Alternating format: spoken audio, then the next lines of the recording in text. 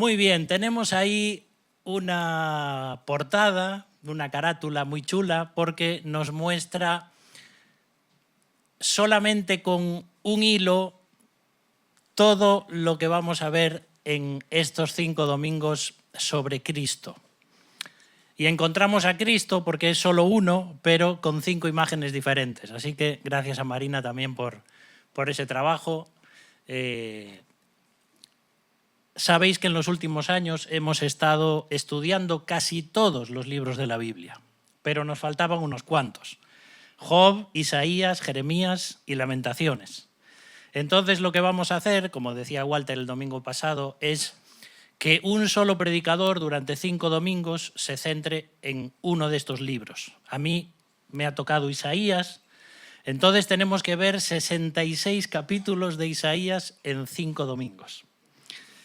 Es todo un desafío, pero yo os quiero lanzar otro. Y es que en estas 5 semanas que tenemos, me gustaría que podáis leer el libro de Isaías.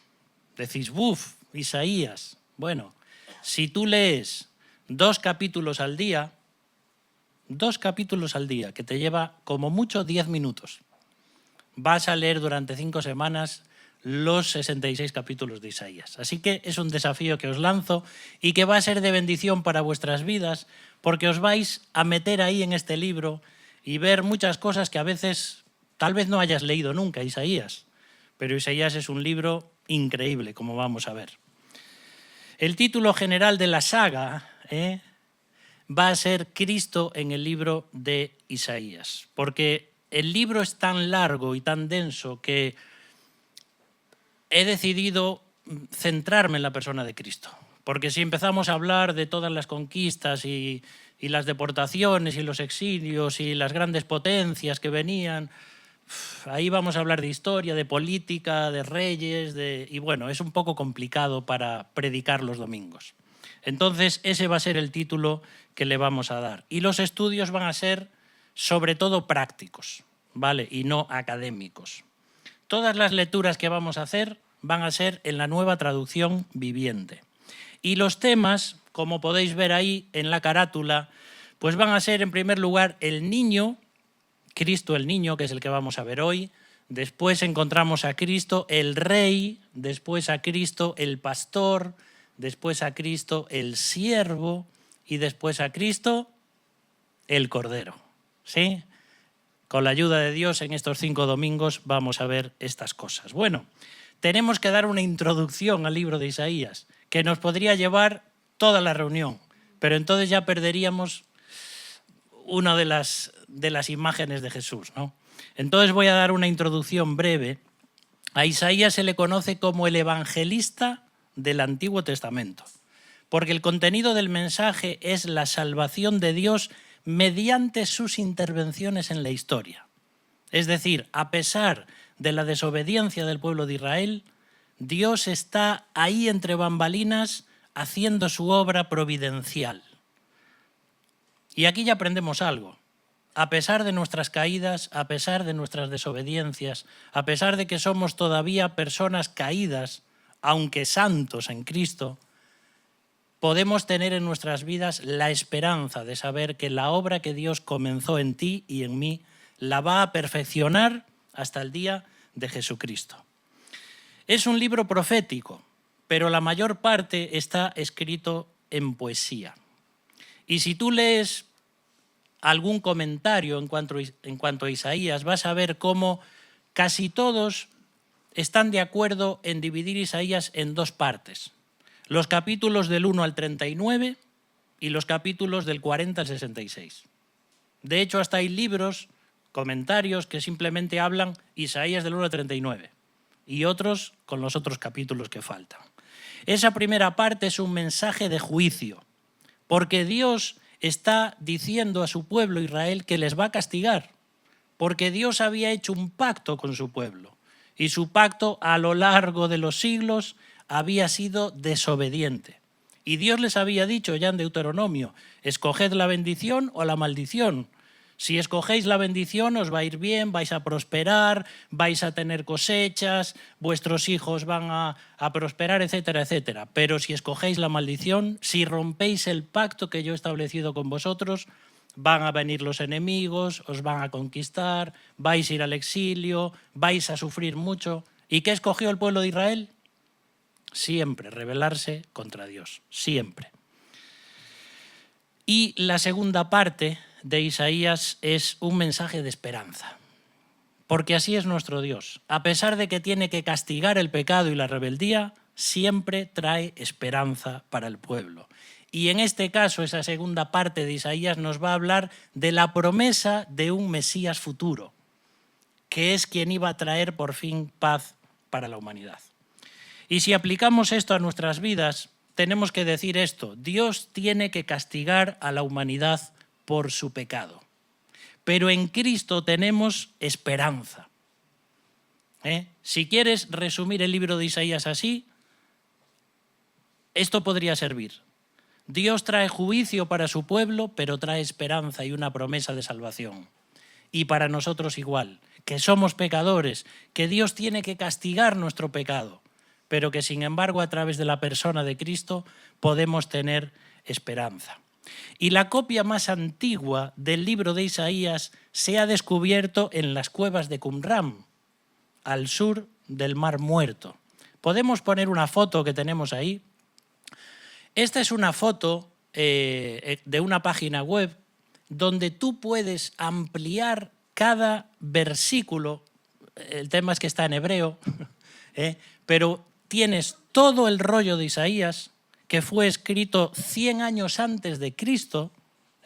Es la copia, escrito no, que se parece que es de esta época, y está fechado así, y tú puedes ampliar. Esto es un recurso gratuito en Internet y puedes ver ahí todo el rollo de Isaías. Es increíble. Ahora, el autor de Isaías. Isaías significa la salvación es del Señor. Y él nació hacia el año 760 antes de Cristo. Pero Isaías no fue un cualquiera. Isaías era conocedor de la política nacional e internacional. Él estaba trabajando en asuntos oficiales del gobierno. Él fue formado en la cultura y en la religión en Jerusalén, así que era una persona preparada. Como a veces decimos de Saulo de Tarso, del apóstol Pablo, que era un doctor de la ley, una persona muy preparada, de la misma forma también Isaías lo era.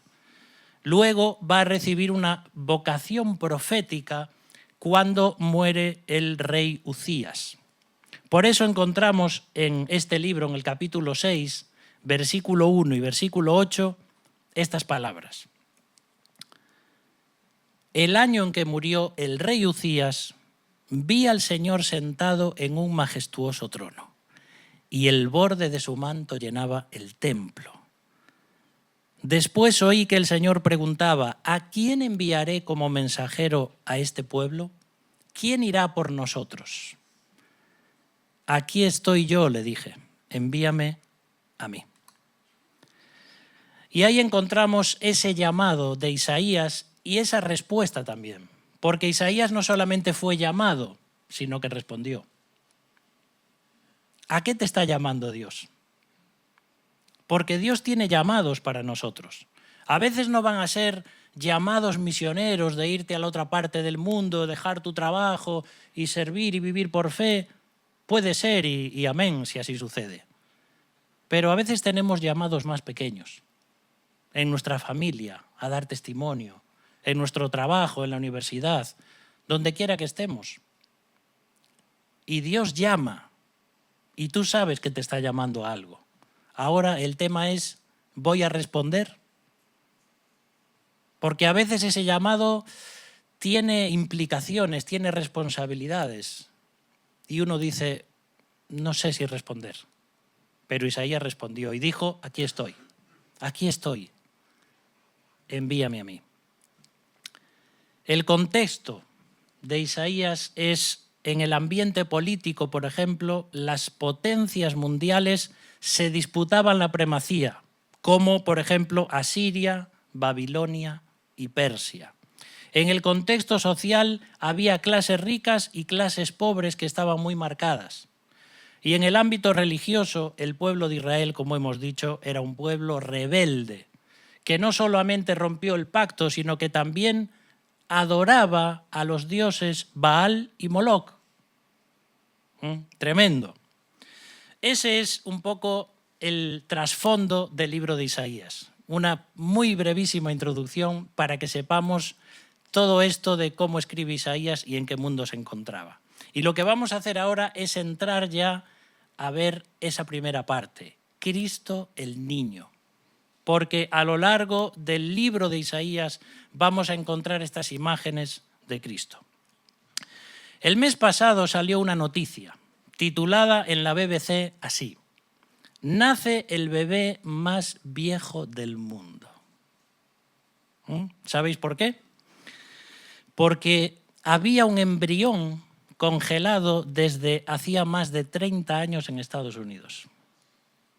Y resulta que una agencia cristiana que se rompió la cabeza pensando cómo se podía hacer para que no hubiese abortos y para que esos embriones no se tirasen. Entonces comenzaron a buscar padres que adoptasen esos embriones para hacerse cargo de ellos. Tremendo, ¿no? La visión. Diría uno, ¿cómo se les ocurre semejante cosa? Bueno, más allá de la bioética que cada uno de nosotros podamos tener, estos padres, esta pareja cristiana que no podía tener hijos, los Pierce, después de una fecundación in vitro, le dieron la bienvenida a Tadeo Daniel Pierce, el bebé más viejo del mundo. Pero salvando las distancias, el bebé más viejo del mundo, ¿quién fue? Jesús. ¿Por qué? Porque él ya era hijo desde la eternidad. Y nació de la Virgen María, como dice Gálatas 4:4, cuando se cumplió el tiempo establecido. Cuánta alegría trae el nacimiento de un niño, ¿verdad? Dios me ha dado la oportunidad de estar presente en el parto de Betsabé y de Caleb. Pero bueno, dándole la mano a Paula y dándole la espalda a lo que hacían los médicos. Porque yo no me considero una persona preparada para eso. Me hacen una analítica y a veces me tengo que tumbar porque me mareo. Y dije, ¿podré realmente estar en el parto? Bueno, Dios me dio la fortaleza para eso. Ahora, no sé cómo explicarlo, cuando tú ves esa criatura que la sacan de ahí, es increíble. Yo lo que recuerdo es un milagro, es un milagro, es un milagro. Cómo del amor de una pareja puede salir algo así, una vida increíble y que además es eterna. Es un milagro.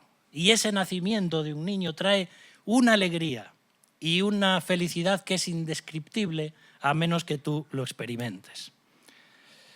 Ahora, vamos a leer en Isaías 7:14, porque este y otro texto que vamos a leer van a ser la base de este mensaje. En Isaías 7:14 dice, muy bien, el Señor mismo os dará la señal. Mirad, la Virgen concebirá un niño, dará a luz un hijo y lo llamarán Emanuel, que significa Dios está con nosotros. Y hay otro texto, Isaías 9, versículos 6 y 7, que también habla de un niño. Y dice, pues nos ha nacido un niño, un hijo se nos ha dado. El gobierno descansará sobre sus hombros y será llamado Consejero Maravilloso, Dios Poderoso, Padre Eterno, Príncipe de Paz. Su gobierno y la paz nunca tendrán fin. Reinará con imparcialidad y justicia desde el trono de su antepasado David por toda la eternidad. El ferviente compromiso del Señor de los ejércitos hará que esto suceda. Un niño. Y por eso vamos a ver en esta mañana este bosquejo. Un niño prometido un niño poderoso y un niño pacificador. Así que vamos al desarrollo. En primer lugar, un niño prometido. Todo esto se cumpliría 700 años después de que Isaías lo profetizara. Aunque la primera profecía acerca de este niño ya se había dado 3000 años antes. ¿Sabéis dónde? En Génesis 3:15, lo que se conoce como el protoevangelio, donde Dios le está hablando a la misma serpiente y está profetizando que de la descendencia de la mujer nacería un niño que vencería a Satanás y al pecado. Así que ese niño, ese Mesías, ya estaba profetizado 3000 años antes de Isaías. Ahora, el tema es este. ¿Cómo saber quién sería ese niño prometido? Bueno, hay una señal inequívoca. El niño nacería de una virgen. ¿Cómo? Algo inaudito e incomprensible. Mira, Dios habría de obrar milagros haciendo que mujeres estériles tuviesen hijos. De hecho, es curioso, pero Sara, Rebeca y Raquel, el Dios de Abraham, de Isaac y de Jacob, Dios les estaba mostrando que aunque ellas eran estériles y aunque de ellas descendería Cristo y el Mesías, Dios hizo milagro en sus vidas. También le dio hijos a la madre de Sansón, también a Ana, la madre de Samuel, y también vamos a ver a Elizabeth, la madre de Juan el Bautista. Grandes hombres, grandes mujeres de Dios, pero es Dios quien está obrando ahí. Ahora, estas mujeres tuvieron hijos, pero porque tuvieron relaciones. Y aunque eran estériles, Dios hizo un milagro, pero con relaciones. Pero Jesús no. María era virgen. ¿Cómo puede ser que se hubiera quedado embarazada? Claro, esto es algo que le costó mucho de aceptar a José. De hecho, si vamos a Mateo capítulo 1 y versículos 18 al 23, nos vamos a encontrar cómo se cumple esta profecía de Isaías. No vamos a leer todos los versículos, voy a saltar algunas partes, pero dice así: este es el relato de cómo nació Jesús el Mesías. Su madre, María, estaba comprometida para casarse con José, pero mientras todavía era virgen, quedó embarazada. José decidió romper el compromiso en privado. Mientras consideraba esta posibilidad, un ángel del Señor apareció en un sueño. José, hijo de David, le dijo el ángel, no tengas miedo de recibir a María por esposa, porque el niño que lleva dentro de ella fue concebido por el Espíritu Santo. Y tendrá un hijo y lo llamarás Jesús, porque él salvará a su pueblo de sus pecados.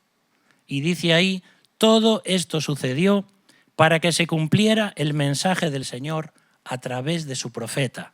Mirad, la Virgen concebirá un niño, dará a luz un hijo y lo llamarán Emanuel, que significa Dios está con nosotros.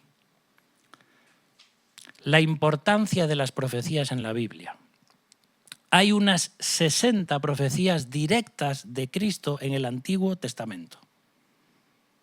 Hay más de 300 que apuntan a Cristo de formas simbólicas y tipológicas, pero 60 están dirigidas directamente a Cristo.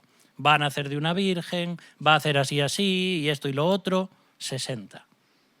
Si usamos una estadística matemática, veremos que es totalmente imposible, humanamente imposible, que un hombre pudiese profetizar algo así 700 años antes y que se cumpliese, como decimos vulgarmente, con pelos y señales. Es porque Dios es el que conoce toda la historia. Y justamente Manuel, esa palabra es una palabra hebrea, que justamente significa con nosotros Dios.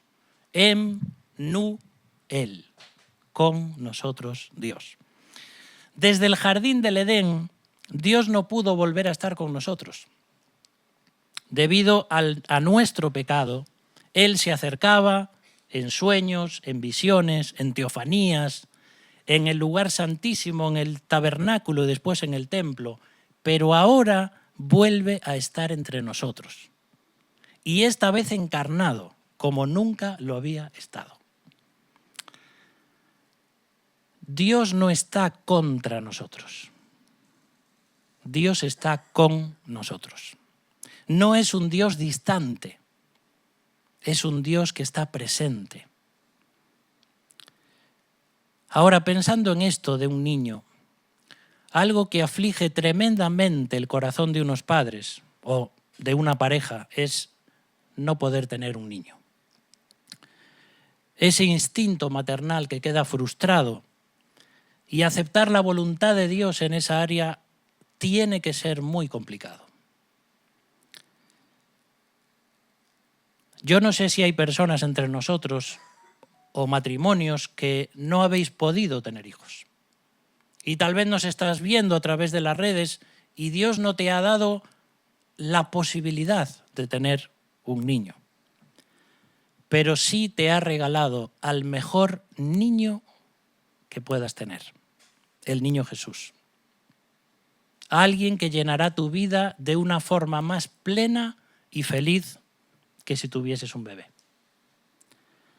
Si aún no has dejado que Él nazca en el vientre de tu vida, hoy es el día.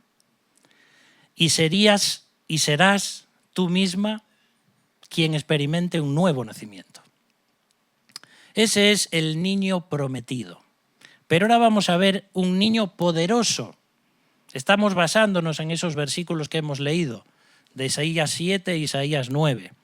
Dice, nos ha nacido un niño, pero no nos ha nacido un hijo, sino que se nos ha dado. Primero se nos da al hijo y después el hijo nace como un niño. Y aquí ya estamos entrando en terreno teológico. Porque Jesucristo ya era hijo eterno de Dios antes de nacer como ser humano. Me preguntaba esto, ¿acaso Cristo no podía venir como adulto? ¿Descender del cielo y venir a hacer su obra? No. Tenía que nacer físicamente para poder ser sustituto y representante de toda la humanidad. Si Jesús no hubiese nacido de una mujer, no podría sustituirnos en la cruz del Calvario. Y esto habría que profundizar mucho. ¿Te acuerdas que la Biblia dice que en Adán todos llevamos la carga espiritual del pecado? Pero gracias a Cristo, que nació representando a la humanidad, podemos tener esperanza y salvación. Cristo vino para ser nuestro sustituto. Si leemos, por ejemplo, en 1 Corintios 15, 22, que es justamente lo que estamos diciendo, dice, así como todos mueren porque todos pertenecemos a Adán, todos los que pertenecen a Cristo recibirán vida nueva. No había otra posibilidad. De Adán salen todos, hasta Eva. Eva sale del costado de Adán. Y de Adán era el representante. En sus lomos, como dice la Biblia, estábamos incluidos todos ahí. Por eso que a través de la descendencia nosotros cargamos con esa carga y culpabilidad del pecado. Pero entonces tenía que venir el segundo Adán. Primero porque iba a vivir una vida perfecta, porque iba a nacer también de una mujer, iba a ser descendiente de la humanidad, aunque era el Hijo de Dios. Y entonces en él podemos ser salvos. También nos dice aquí que este niño poderoso iba a tener el gobierno descansando sobre sus hombros. El peso de la autoridad. En la época de Isaías, el gobierno descansaba en los reyes de Judá, que eran buenos, ¿verdad? Eran malos y rebeldes contra Dios. La aristocracia y los consejeros reales eran corruptos y oprimían a los pobres. Los sacerdotes de Israel se embriagaban y eran negligentes en su función. y las potencias extranjeras ejercían violencia. Qué gobierno, ¿verdad? A todos los niveles. Pero el gobierno que Cristo traería, y esto todavía es futuro, sería totalmente opuesto al gobierno humano. Un gobierno de paz, de justicia y de amor. Y Dani nos guiaba antes en la alabanza y fue tocando todos los palos de la baraja espiritual que íbamos a ver en esta mañana. Porque nos habló de un gobierno, nos habló del rey, nos habló de un niño. Cuando pensamos en el gobierno hoy, sea en España, sea en otros países, ¿en qué hombros descansa? ¿Cómo son nuestros gobernantes? Quitando alguna excepción, que sea tal vez menos peor que los demás, es igual que en la época de Isaías. Corruptos, mentirosos y opresores. Y aún estamos bastante bien en España si nos comparamos con otros países. Aunque decimos, ¿qué va? España está muy mal. Bueno, sí, pero depende con quién te compares. Es curioso que en la historia humana casi todos los gobernantes, a menos que Dios levantase a algunos, por ejemplo como José, etcétera, fueron personas y son personas y serán personas incrédulas. Porque ellos están bajo la potestad del príncipe de este mundo. Pero ¿sabes qué va a suceder cuando Cristo venga? Que vamos a ser los creyentes los que vamos a tomar el gobierno del mundo. Uno dice, espera, nunca escuché eso. Bueno, eso está en la Biblia. Si tú lees en 1 Corintios 6, versículos 2 y 3, está diciendo Pablo allí a los corintios, ¿no os dais cuenta de que algún día nosotros los creyentes juzgaremos al mundo? ¿No os dais cuenta de que juzgaremos a los ángeles? Es también algo misterioso, ¿verdad? Pero ¿cuánto ha sufrido a lo largo de la historia el pueblo de Dios? Sean judíos o sea la Iglesia, que está siendo perseguida más que nunca en el siglo pasado y en este siglo. Clamando a Dios y Dios permitiendo que mueran, que sean torturados, que sean asesinados. Pero todo ese gobierno opresor de quien detrás está Satanás queriendo hacer daño, un día eso se tornará completamente diferente. Porque con la venida de Cristo, los apóstoles y nosotros gobernaremos al mundo. Y eso que no sirva para decir, yo un día voy a ser presidente de un... No. Cristo es el que va a gobernar. Pero nosotros vamos a ser puestos por la gracia de Dios, no sé cómo, en posiciones de autoridad. Y fíjate que los nombres que se le dan a ese niño, cuando leemos ahí Isaías 9, muestran a la misma Trinidad. Porque dice, Padre eterno, Príncipe de paz, el Hijo, Consejero maravilloso, el Espíritu Santo. Y los tres son el Dios poderoso. Ahí está mostrando Isaías y Dios a través del Espíritu Santo que el niño que iba a nacer era Dios. Un solo Dios en tres personas, de las cuales el Hijo se encarna con la misión de salvar a la humanidad.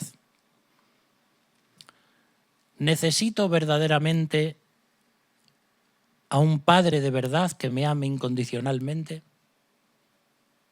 Dios es ese Padre. ¿Necesito paz en mi vida? Cristo es el príncipe de paz. ¿Necesito consejo en mi vida para enfrentar la vida? Tenemos al Espíritu Santo como consejero maravilloso. Y después de ver a un niño prometido y a un niño poderoso, nos encontramos por último con un niño pacificador.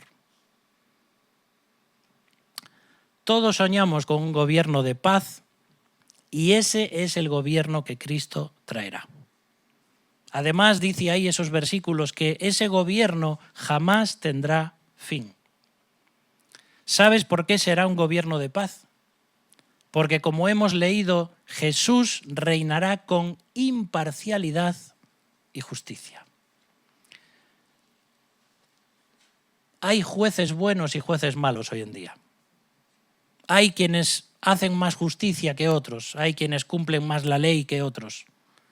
Pero Cristo es una persona que va a traer por fin justicia a la tierra.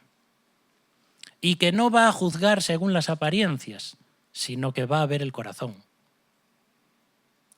Si piensas en la mayoría de las manifestaciones públicas, de las protestas que se hacen hoy en día en la calle, todas tienen que ver con algo muy importante. Queremos justicia. Justicia para el proletariado, justicia para el trabajo, justicia para esto, justicia para lo otro, pancartas por aquí y por allá. Porque no puede haber paz si no hay justicia. El pueblo, la nación, las personas no pueden sentirse tranquilas y sentirse pacíficas y disfrutar de la vida cuando hay injusticias de los gobernantes. Injusticias contra lo económico, injusticias porque no se le hace justicia en los juzgados, injusticias porque aquel hombre ha violado a una de mis familiares y a los pocos años está suelto. Injusticia porque aquel hombre, aún por encima de conducir borracho y de matar a toda mi familia, como iba drogado, pues entonces hay que quitarle parte de su condena. Es injusto. Queremos justicia. Piensan naciones hoy que están oprimidas, con personas completamente tiranas, que solo piensan en llenar sus bolsillos y sus arcas a costa del pueblo. Y el pueblo clama y grita, queremos justicia. Eso solo se cumplirá cuando venga Cristo. Cuando Cristo venga, no habrá manifestaciones públicas. Reinará desde el trono de David en Jerusalén, porque él es descendiente de David. Si leemos en Mateo 21:9, dice: Jesús estaba en el centro de la procesión y toda la gente que lo rodeaba gritaba: «Alabad a Dios por el Hijo de David.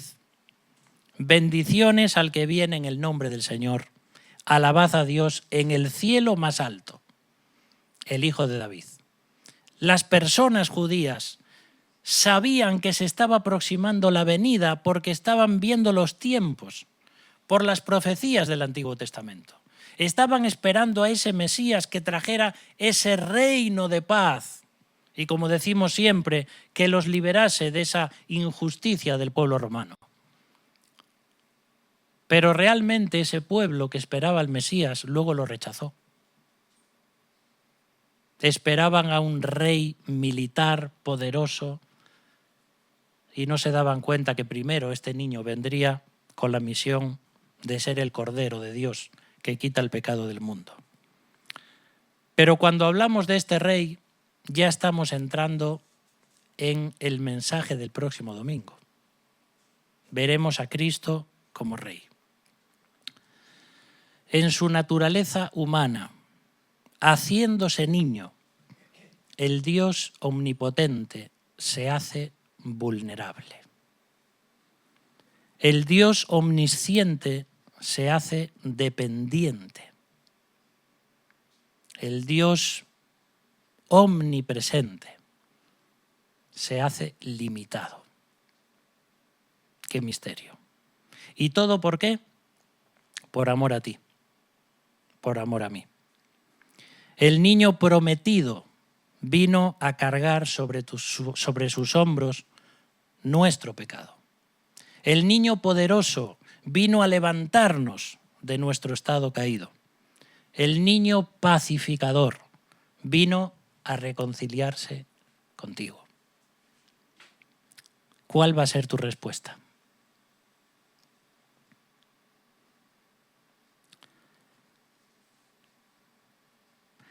Luis XIV, de Francia, el Rey Sol. A los 4 años ocupa el trono. ¿Quién pensaba que un niño tan frágil, tan dependiente, se convertiría en uno de los reyes más poderosos e influyentes de Europa? Y Jesús también nació como un niño frágil y dependiente. Nadie se imaginaba que ese niño sería el Mesías prometido, el Rey Sol de justicia y de luz, que alumbraría a la humanidad y que sería Rey de todo el universo.